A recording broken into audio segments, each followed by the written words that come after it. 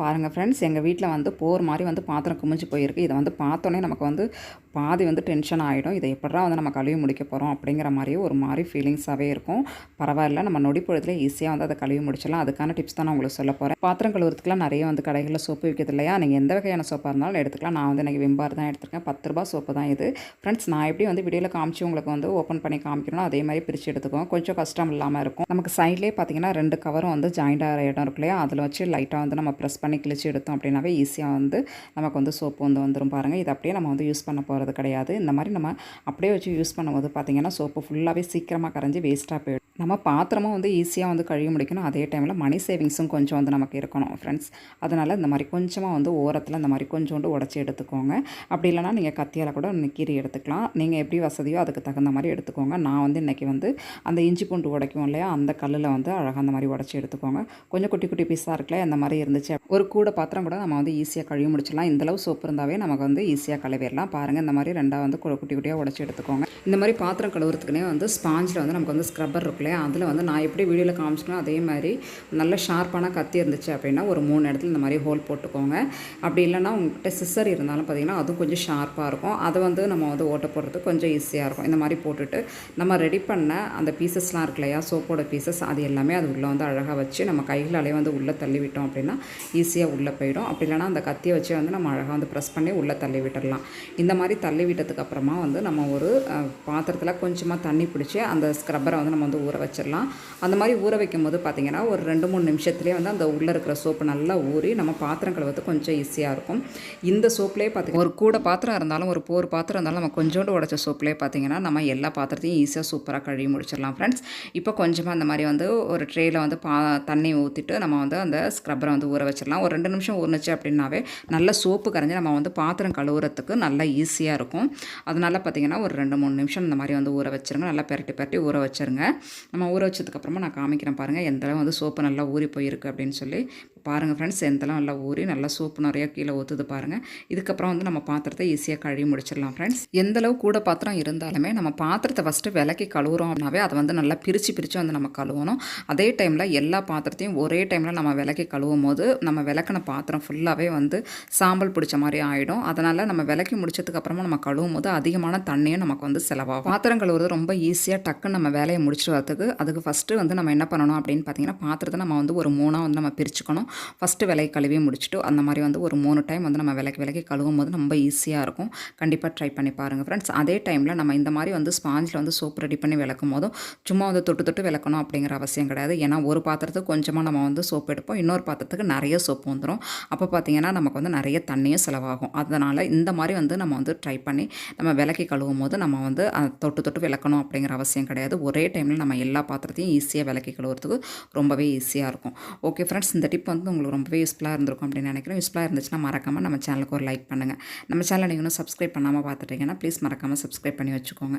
அப்போ தான் இந்த மாதிரி நான் யூஸ்ஃபுல்லான வீடியோஸ் போடும்போது உங்களோட மொபைலுக்கு நோட்டிஃபிகேஷனாக வந்து சேரும்.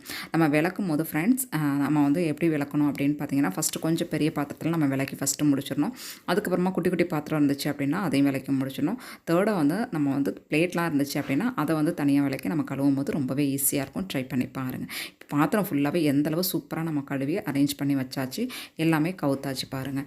இதுக்கப்புறமா நம்ம வாஷ் பேஷனையும் வந்து அழகாக நம்ம கழுவி விட்டுடலாம். வாஷ் பேஷனுக்கு அப்படின்னு சொல்லி நம்ம தனியாக எந்த லிக்விடும் நம்ம வந்து வாங்கி க்ளீன் பண்ணணும் அப்படிங்கிற அவசியம் கிடையாது. நம்ம வீட்டில் வந்து நம்ம பாத்திரம்லாம் கழுவுறதுக்கு விம் ஜெல் யூஸ் பண்ணுவோம் இல்லையா, அதை வச்சு அழகாக வந்து கொஞ்சோண்டு ஊற்றி விட்டு நம்ம பாத்திரம் கழுவி முடிச்சதுக்கப்புறமா தேவையில்லாத ஸ்க்ரப்பர்லாம் தூக்கி போடுவோம் இல்லையா, அதை வந்து இந்த மாதிரி சிங்க்கு வாஷ் பண்ணுறதுக்குலாம் நம்ம வந்து யூஸ் பண்ணிக்கலாம். இது வந்து நான் வந்து நைட் டைம் தான் க்ளீன் பண்ணிகிட்ருக்கேன். நம்ம படுக்க போகிறதுக்கு முன்னாடி இந்தளவு பாத்திரத்தை வச்சு நம்ம படுத்து நம்ம தூங்கிட்டு காலையில் நம்ம கிச்சனுக்கு வரும்போது பார்த்திங்கன்னா, ஏன்டா இந்த கிச்சனுக்கு வரோம், ஏன்டா வேலை பார்க்குறோம் அப்படின்ற ஒரு மாதிரியான டென்ஷனாகவே இருக்கும். அன்றைய நாள் பொழுதே பார்த்திங்கன்னா நமக்கு வந்து ஒரே போரிங்காக போயிட்டுருக்கும். அதை அவாய்ட் பண்ணுறதுக்கு நம்ம நைட் டைமே சாப்பிட்டு முடிச்சதுக்கப்புறமா பாத்திரம் ஃபுல்லாக விலக்கி கழுவி கவுத்ததுக்கப்புறமா சிங்கையும் இந்த மாதிரி வந்து நம்ம க்ளீன் பண்ணி வச்சு படுக்கும்போது வந்து ரொம்பவே ஈஸியாக இருக்கும். காலையில் எந்திரிச்சு வேலை பார்க்குறதுக்கும் பார்த்திங்கன்னா நமக்கு ரொம்பவே வந்து கஷ்டம் இல்லாமல் நம்ம வந்து வேலை பார்க்கலாம். இதுவே வந்து காலையில் இவ்வளோ பாத்திரத்தையும் கழுவிட்டு டே ஃபுல்லாக நம்ம வேலை பார்க்குறோம் அப்படிங்கும்போது ரொம்பவே கால்லாம் வலிக்கும், இடுப்பெல்லாம் வலிக்கும் இல்லையா. நம்ம வந்து நைட்டு இந்த மாதிரி வந்து விளக்கிட்டு நம்ம படுத்து ரெஸ்ட் எடுக்கும்போது பார்த்திங்கன்னா காலையில் நல்லா ஃப்ரெஷ்ஷாக எழுந்திரிச்சு நம்ம வேலை பார்க்குறது கொஞ்சம் ஈஸியாக இருக்கும். ட்ரை பண்ணி பாருங்கள். இப்போ ஸ்க்ரப்பரை நல்லா கழுவி புழிஞ்சு நம்ம வந்து ட்ரை ஆக்கினதுக்கப்புறமா மறுபடியும் அதை வந்து யூஸ் பண்ணிக்கலாம். அதனால் ஃபஸ்ட்டு புழிஞ்சு நம்ம வந்து காய வச்சிடலாம். அதுக்கப்புறமா சிங்கையும் பார்த்திங்கன்னா இந்த மாதிரி நல்லா தண்ணி ஊற்றி அலசி விட்டாச்சு. நம்ம இதோட படுக்க போகிறது இல்லை ஃப்ரெண்ட்ஸ். ஃப்ரெண்ட்ஸ். இதுக்கப்புறம் ஒரு ப்ராசஸ் வந்து நம்ம பண்ண போகிறோம். இந்த மாதிரி வந்து சிங்க்கில் வந்து இந்த மாதிரி ஒரு பிளேட் கொடுத்துருப்பாங்க. சில பேர் பார்த்திங்கன்னா இந்த பிளேட் வேணாம் அப்படின்னு சொல்லிட்டு கொஞ்சம் டிஸ்டர்பன்ஸாக இருக்குது அப்படின்னு சொல்லிட்டு அதை வந்து தூக்கி போட்டுருவாங்க. அந்த மாதிரி தூக்கி போட்டு காணா போயிடுச்சு அப்படின்னாலும் அதுக்கான ஒரு டிப்ஸும் சொல்லியிருக்கேன். வீடியோ ஸ்கிப் பண்ணாமல் பாருங்கள். இந்த மாதிரி வந்து ஒரு பிளேட் இருந்துச்சு அப்படின்னா நமக்கு வந்து ஏதாவது நம்ம சாதம் இந்த மாதிரி வேஸ்ட்லாம் நம்ம வந்து ஃபில்டர் பண்ணும்போது ஈஸியாக வந்து டஸ்ட்பினில் தூக்கி போட்டுடலாம். ஆனால் அந்த பிளேட் இல்லை அப்படின்னா வந்து ரொம்பவே கஷ்டமாக இருக்கும். அந்த குழாயெல்லாம் போய்ட்டு அடைச்சி நமக்கு வந்து சிங்கே பார்த்திங்கன்னா தண்ணி நிறைஞ்சு அதுவே பார்த்திங்கன்னா பெரிய டென்ஷனாக ஏற்படுத்திடும். அதை அவாய்ட் பண்ணுறதுக்கும் நான் வந்து ஒரு டிப்ஸ் சொல்லியிருக்கேன். வீடியோ ஸ்கிப் பண்ணாமல் பாருங்கள். இப்போ என்ன பண்ண போகிறோம் அப்படின்னு பார்த்தீங்கன்னா, நம்ம சிங்க்கை நல்லா ஃபுல்லாக வாஷ் பண்ணி எடுத்தாச்சு இல்லையா? இதுக்கப்புறம் அப்படியே வந்து நம்ம தூங்க போகிறது கிடையாது ஃப்ரெண்ட்ஸ். ஏன்னா நம்ம பாத்திரம்லாம் கழுவி முடிச்சிருக்கோம் இல்லையா? அந்த டஸ்ட்லாம் வந்து அந்த குழாய் வழியாக எப்படியும் வந்து 1, 2 போயிருக்கும். அதனால் அந்த குட்டி குட்டி கரப்பான்பூச்சி இந்த மாதிரி பூச்சிகள்லாம் வந்து மேலே எழும்பி வரதுக்கு நிறைய வாய்ப்பு இருக்குது. அதனால் கொஞ்சமாக நல்ல தண்ணியை நல்லா சூடு பண்ணிவிட்டு கொஞ்சம் பேக்கிங் சோடா போட்டு இந்த மாதிரி ஊற்றி விட்டுட்டிங்க அப்படின்னா வந்து அந்த பிரச்சனையும் இருக்காது. கண்டிப்பாக ட்ரை பண்ணிக்கோங்க. இப்போ அடுத்த டிப்ஸ் என்ன அப்படிங்கிறத பார்த்துடலாம். நம்ம வாஷ் பேஷனுக்கு அந்த பிளேட்டு இல்லைன்னா என்ன பண்ணுறது அப்படின்னு சொன்னோம் இல்லையா? அதுக்கான ஒரு சின்ன டிப் தான் பாருங்கள். இந்த மாதிரி வந்து கடைகளெல்லாம் நம்ம ஏதாவது வந்து ஸ்நாக்ஸ் வாங்குவோம். ஒரு குட்டி பாக்ஸ் இந்த மாதிரி கொடுப்பாங்க இல்லையா?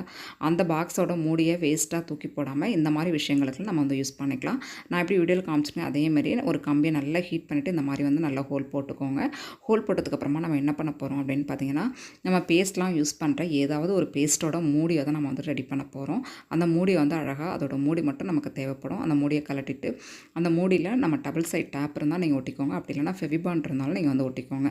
ஃபெவிபாண்ட் ஒட்டும் போது பார்த்திங்கன்னா ரெண்டுமே யூஸ்ஃபுல்லாக இருக்கும். இது பார்த்திங்கன்னா ஒரு 2 நாளில் கூட பிச்சிட்டு வந்துடும். நான் வந்து உங்களுக்கு ஒரு ஐடியாவுக்காக நான் சொல்லியிருக்கேன். நீங்கள் வந்து கொஞ்சம் வந்து ஃபெவிபாண்ட் அப்ளை பண்ணி நீங்கள் பண்ணும்போது இன்னுமே யூஸ்ஃபுல்லாக இருக்கும். இந்த மாதிரி வந்து அழகாக டபுள் சைட் டேப் வச்சு ஒட்டி விட்டுட்டு நம்ம வந்து சிங்கில் வந்து வச்சு விட்டுருங்க. ஃப்ரெண்ட்ஸ் பாருங்கள், பார்க்குறதுக்கு எவ்வளோ க்யூட்டாக அழகாக இருக்குது பாருங்கள். ஏன்னா வந்து எல்லார் வீட்லேயும் அந்த பிளேட்டு இருக்கும் அப்படின்னு சொல்ல முடியாது. இந்த மாதிரி ட்ரை பண்ணி நீங்கள் வந்து சிங்கை யூஸ் பண்ணும்போது ரொம்பவே யூஸ்ஃபுல்லாக இருக்கும். ட்ரை பண்ணி பாருங்கள். ஓகே ஃப்ரெண்ட்ஸ், ஓரளவு எல்லா டிப்ஸுமே யூஸ்ஃபுல்லாக இருக்கும் அப்படின்னு நினைக்கிறேன். யூஸ்ஃபுல்லாக இருந்துச்சு அப்படின்னு நினச்சிங்கன்னா மறக்காமல் நம்ம சேனலுக்கு ஒரு லைக் பண்ணுங்கள். நம்ம சேனல் நீங்களும் சப்ஸ்கிரைப் பண்ணாமல் பார்த்துருங்கன்னா மறக்காமல் சப்ஸ்கிரைப் பண்ணி வச்சுக்கோங்க. உங்கள் ஃப்ரெண்ட்ஸ் அண்ட் ஃபேமிலிக்கும் ஷேர் பண்ணுங்கள். தேங்க்யூ.